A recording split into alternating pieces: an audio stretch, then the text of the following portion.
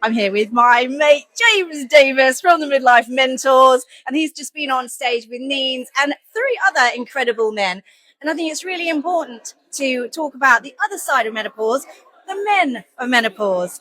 So, James, if you could think of a word that would encapsulate what this whole event is like for you, what would that one word be? I'd say empowering, actually. It's great to see so much information, so many resources, and so many open conversations in one place together.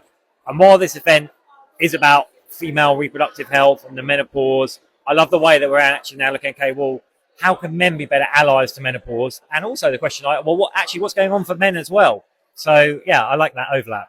Well, extra question then. I mean, Yeah. you are a bit of an expert talking about andropause. Yes. And I think that's really important that women understand what men are going through. Yeah. I mean, if we're going to have happy relationships that continue and grow, we need to know what's going on between both of us, don't we? Well, we do, and as I was saying on stage, it can come down to our communication styles. Women tend to want to emotionally connect quite often, quite deeply. Men will tend to want to avoid conversations, put their head in the sand.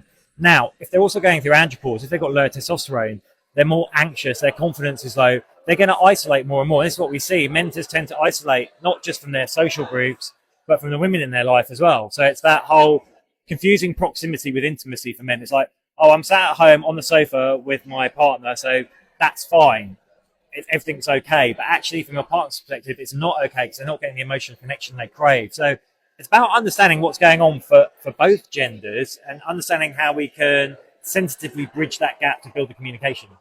So, quick tip for women to break down some communication barriers with men. What would you suggest was a good opening question? Well, a lady just came up to me actually and said, how do I explain to my family about why I react so irrationally sometimes? I said, well, you just want to frame them in the context. So if you can start the day by saying, you know what, this is how I'm feeling today, this is what I think is going on for me, you're kind of heading it off at the pass a bit, you're setting an expectation. Not always possible to do that. So after there has been a reaction, maybe pause, reflect, and then go, you know what, that wasn't about you, this is what's going on for me, because it takes the charge out of it for the other person. And vice versa, that's equally applicable for men. If you're struggling to communicate with your man, I'd say pick your moment. I want to talk to you about something. When would be a good time? Because then you're allowing the man to go, you know what, okay, yeah, now's really great, or not now. But as the man, it's important to always come back about when you are going to talk. And then it's just a way of taking the pressure off the conversation. That is great advice. That is James Davis of the Midlife Mentors. And he has an incredible handbook as well for men, which I thoroughly recommend.